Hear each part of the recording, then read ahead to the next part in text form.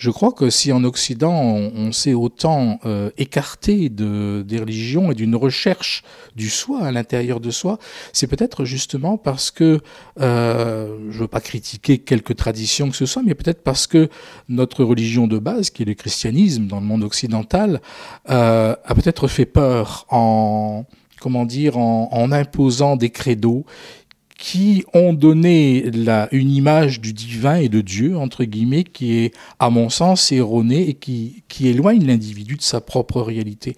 On nous a toujours dit, depuis des millénaires, vous devez croire en ceci, c'est cela. Et puis, il y a des règlements à...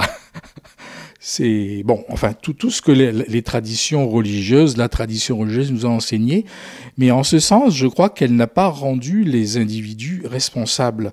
On nous a dit crois en quelque chose et puis point final, mais non pas véritablement soi, c'est-à-dire expérimente par toi-même. Or, je pense que lorsqu'une tradition spiritualiste ou religieuse prive les individus de leur contact personnel, individuel, avec le divin, c'est-à-dire avec la lumière que nous portons en nous-mêmes, elle ne peut qu'à un moment donné faire faillite, je dirais, parce que il n'y a pas de... Ce qui compte, je crois, dans une démarche intérieure, c'est la connaissance. Or, la connaissance passe par l'expérimentation et non pas par les credos. C'est en ce sens-là que j'ai été amené beaucoup à me tourner vers les gnostiques, parce que les premiers chrétiens gnostiques, parce que finalement, au-delà de la tradition, très vieille tradition dont ils ont été issus, parce que le gnosticisme n'a pas commencé avec le christianisme, c'est le fait que la philosophie gnostique nous dit qu'il faut d'abord vivre par soi-même des expériences intérieures.